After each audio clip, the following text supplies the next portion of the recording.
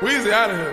The dash is digi, the schedule busy. My head in a hoodie, my shorty a goodie. My cousins are crazy, my cousins like boogie. Life is amazing, it is what it should be. Been here for 10, but What is going on, guys? Boogie Hoops here, and today I'm going to bring you guys a brand new Gen 7 draft league known as the Rejects Battle Royale, and this league is run by Mid-Pokemaster Mike, so make sure to check out his YouTube channel down in the description below, along with all the other coaches, as well as the league's Twitter, which I will be linking in the description as well.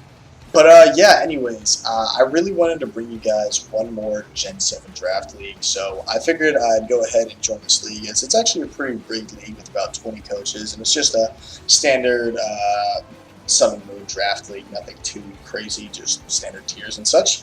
But yeah, so this is going to be one of my longer videos, as I'm going to have my draft analysis along with my week 1 match, so it's probably going to be about a 25-minute video, so I just want to give a heads up. I'll put a time link down to the week 1 battle if you guys just want to skip ahead down in the description. So yeah, but anyways, like I said, we're going to start this off with the draft analysis. So for my final Gen 7 draft league, I wanted to draft my favorite Pokemon used in draft league, which is Tornadus. And this thing is my favorite Pokemon because of how versatile it is. It has a great speed tier at base 121. It can be offensive. It's a great Z-move user. It can even be run defensive with like a Rocky Helmet or even a Soul Vest. It gets Defog as well. Taunt. It's just a phenomenal Pokemon all around. And in my opinion, it's definitely one of the top 10 Pokemon in Draft League there is. So I really wanted to be able to use Tornadus in my very last Draft League. But anyways, for my next pick, I kind of wanted to start building on a Dragon Fairy Steel Core, so I decided that I was going to go with Latios. And Latios also just adds to that a really nice speed tier of 110, so I kind of want to get these speed tiers done as quick as possible, because speed is kind of harder to find the further down the tiers you go. But yeah, Latios has a great speed tier. It's also another defogger and one of the best defoggers in the game. So it's just a really nice Pokemon to have for this team. It also gives me a Dragon and a Psychic type, which can be useful later on. And a lot of the sets you're going to be seeing me bring are like Calm Mind, Dragon Dance, Z Latios, Scarf or Specs Latios. So that's kind of my plans on Latios. I kind of just want to build my team around these two Pokemon. Especially since I don't get to use Latios a whole lot. So for my next pick, I want to continue that Dragon Fairy Steel Core. So I decided to choose a Steel type as well as my Mega, and I decided to go with Mega Scizor. And this mod's also one of my all-time favorites. It gets great priority. It gives me another great defogger as well. So I have really good removal within my first 3 picks, with all of them getting defog and all of them being good at it. So it's really nice to be able to pick up the Scizor, as it gives me a great pivot into Latios, and Tornadus also gets U-turn, so I'm able to just kind of pivot cycle on some teams. And also Mega Scizor gets great priority and Bullet Punch, can set up really easily, and it's just a really nice support mon, and can even just clean teams based on matchup. So I feel like it was a really nice pickup for the team. Then for my next pick, I wanted to get a really strong breaker, because on the physical side, so I decided to go with Conkeldurr. And Conkeldurr is one of my favorite Pokemon to use because it just hits so hard. And I mean, with Flame Orb, with that 1.5 attack, like physical attack boost, it's an absolute monster and has very few switches. And it's just an absolute great physical wall, and especially with the pivots on my team, I should be able to get Conkeldurr in pretty easily. Just be able to straight up claim a kill. So I think this was a really nice pickup for the team. It just fits really well in this team as well.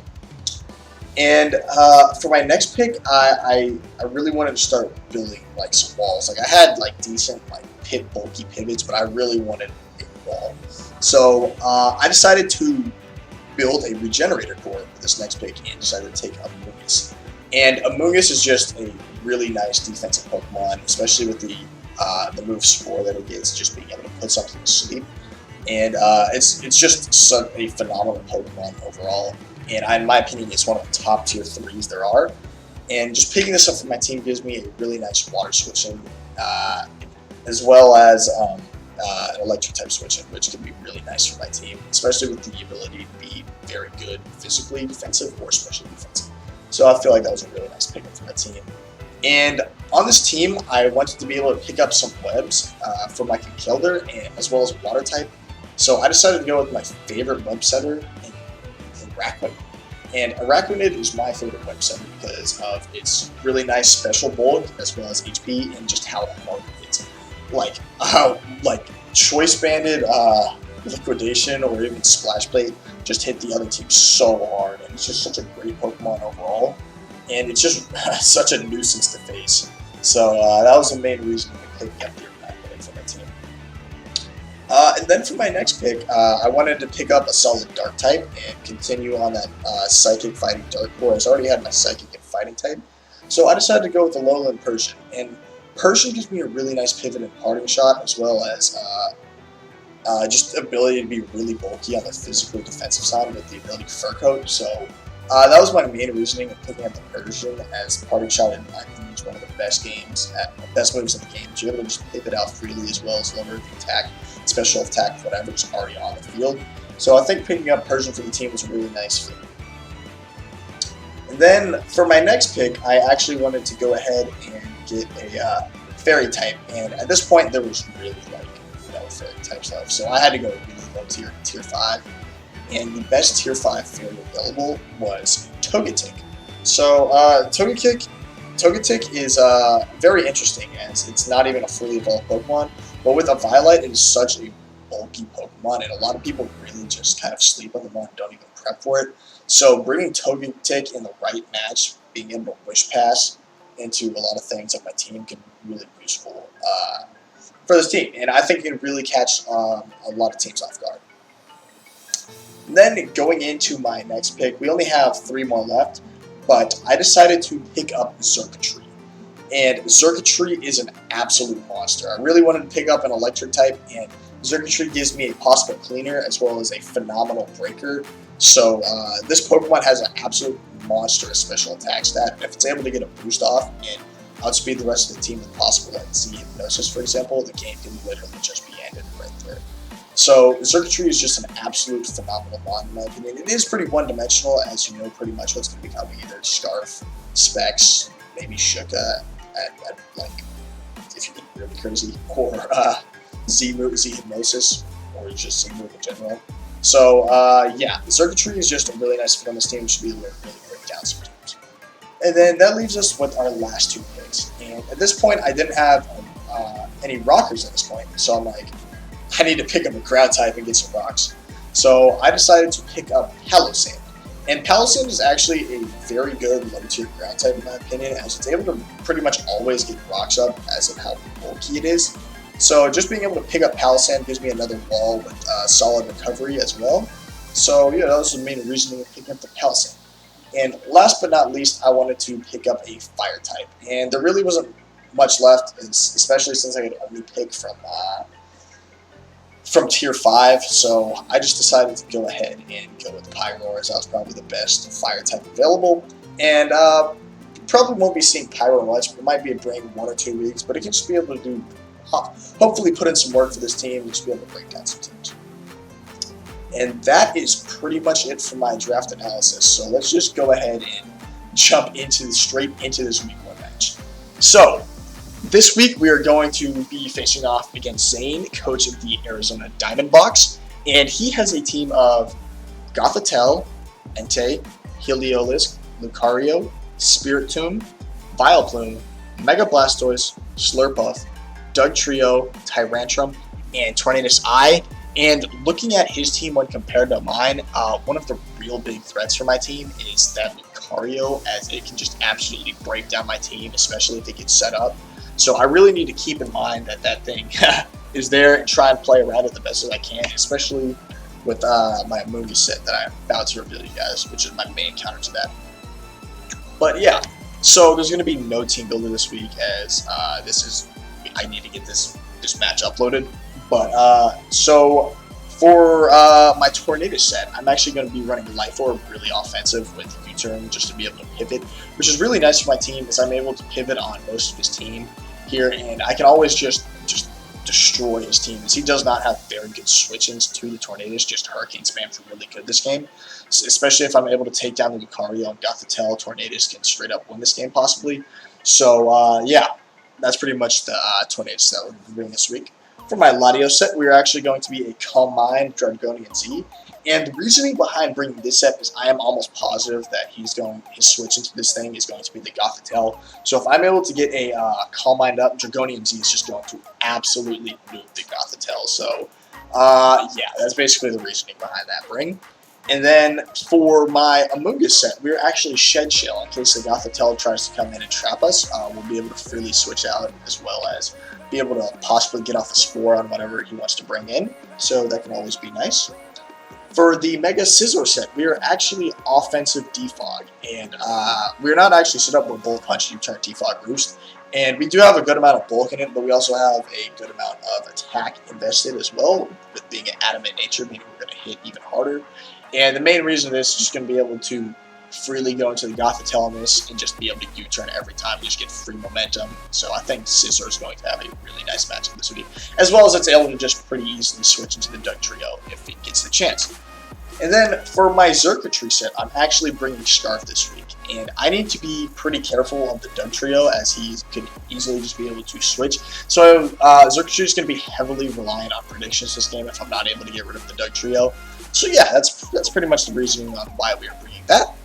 And then last but not least, we are going to be bringing the Conkeldurr, and we are going to be Flame Orb just to really try and break down his team, as he really has no switch-ins, besides maybe the Gothitelle. But if we're able to get a knockoff or a Facade onto that thing, it's just going to take so much damage. So yeah, that's pretty much what we're going to be doing. Now, looking at lead matchups on this game, I wasn't really 100% sure on what to lead here, so I always figured that Tornadus is a pretty good lead against his team, as I figured he was going to possibly lead the Doug Trio if he really wants to get a Brox or something. I just wasn't sure what he was going to try and lead, so I figured that Tornadus was going to be my best bet. So that is exactly what we are going to lead.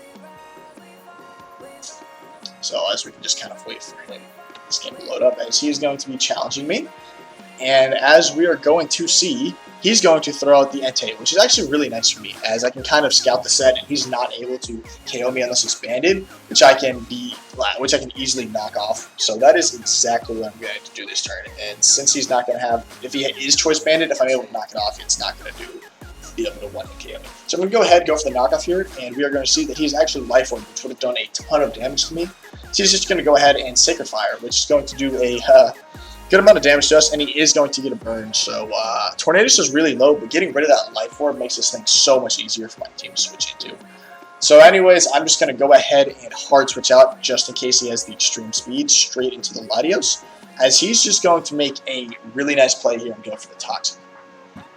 And at this point, as I mentioned in the team builder, I think his switch into this Latios is 100% going to be that Gothitelle. So I see no reason not to just Calm Mind here, as the Entei really can't do anything to me. So I'm going to go ahead, click the Calm Mind here, and as you guys are going to see, he's going to go exactly into that Gothitelle as we predicted, which is absolutely perfect for us, as we're going to just be able to fire off that Dragonian Z and absolutely nuke this thing. So the Latios being at +1 is just an absolute threat for his team, and especially if we're able to take out this Gothitelle, it puts us in a very nice position. So, as you guys are going to see, we're going to fire off the Z move here. And you guys get to see the beautiful animation on your screen right now of Dragonian Z, which should be very nice. So, we're just going to go ahead, fire it off. And as you guys are going to see, this Gothitelle is going to get absolutely destroyed. And getting rid of this Gothitelle is really nice, as my Amoonguss is able to put in a lot more work, just freely Spore as well. And we can't really be trumped, which is always nice for my team.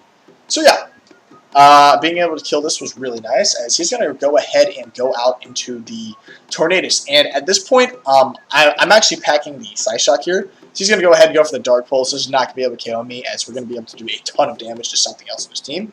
So you're going to go ahead, fire off the Psyshock. And I actually tapped him after the game about this set. He was actually AV, so the fact that we were Psyshock was really good for us. So yeah. At this point, we're just going to go ahead and fire off another Psyshock, as he's just going to go ahead and U-turn and just be able to get free momentum to whatever he wants, which is fine by me. And our Latios is going to drop here. And Latios was able to do a ton of work this week, which I was really excited about. And I was just really happy that our set was able to work out the way that it did. So anyways, he's going to go out into the Entei here, which is fine by me, as we've already knocked off this thing's life orb. So I'm able to just freely go into the Tornadus here and get a ton of health back on it, which is really nice for me, actually.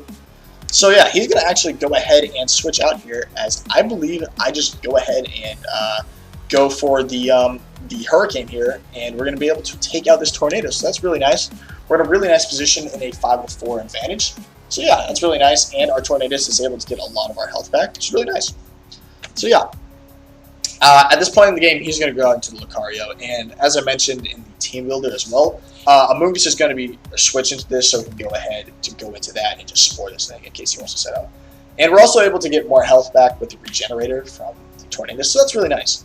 As he's going to go ahead and actually reveal the Extreme Speed, which is a really nice bring by him. So, yeah, at this point, we're just going to go ahead, fire off the Spore, as he's going to go ahead and go for the Source Dance, which is completely fine by me. Just being able to put this thing to sleep, we should be able to freely kill it as long as it doesn't wake up on the next turn or turn 2. So yeah, we're going to go ahead, put the Lucario to sleep, and we are in a fantastic position as long as this thing does not wake up. So at this point, there's no reason for me to stay in with the Amoonguss. I'm able to just freely go into the Conkeldurr. It's really nice. As long as it doesn't wake up, we will be fine.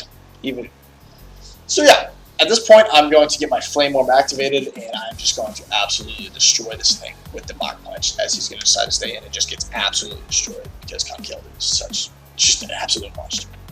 So yeah, we are in a fantastic position, and at this point, we're in a really good position to win this game, unless we get like really badly hacked out. I don't see a way he can win this. So anyways, he's going to go ahead, fire off the Mega Evolve, and at this point, I have no reason not to just click the Facade here, as it is going to do so much damage if he wants to stay in here. So he's going to go ahead and click the Ice Beam. It's going to do a decent amount of damage, but not too bad, as I'm going to be able to click the Facade, and it is going to do a ton. And by the spread of his Mega Blastoise, this show he max HP, max physical defense, and this just kind of goes to show how good this Conkeldurr is. So he's going to go ahead and click the Scald, and we are going to stay alive and just click the Facade to be able to take out this thing, which is absolutely massive for my team. So yeah. And we are actually still alive, so we're going to be able to fire off the Mach Punch if that's what we want to do here. So yeah, but he should be able to just go ahead and KO me with the Extreme Speed, which is fine. There's no need to switch out for any reason here. So I'm going to do exactly that. Go ahead and go for the Mach Punch. So he's just going to go for the Extreme Speed and take me out. So yeah. The only way I can even really see myself losing this game is if my Tornadus misses a Hurricane here, as we are going to win, which is perfect for us, and he's going to do a huge amount of damage, and he will be able to KO it, which is perfect. And the only way he could have really won this game, in my opinion, is if I would have missed the Hurricane there, and he would have made the 50-50 prediction on the Circuitry, Thunderbolt, or Energy Ball, based on what he decided to go into. So we're already in a fantastic position, and at this point we're able to just, Dugtrio, this is his last Pokemon, we're able to just U-turn back out and go straight into the Scizor. So yeah, as you guys are going to see, he's just going to go ahead and click the Stone Edge here. It's going to miss, really was not going to do any damage at all. It's really, even if it did land. And as you guys are going to see here, we're going to go ahead and throw Mega Evolve and just click the Bullet Punch and win the game here. So yeah, I want to say GG to Zane. I really enjoyed this game, and it was just a really fun game overall, and he did play really well, but I think the matchup was heavily in my favor. So yeah, that's pretty much going to wrap our Week 1 battle, and I will see you guys back next week for Week 2.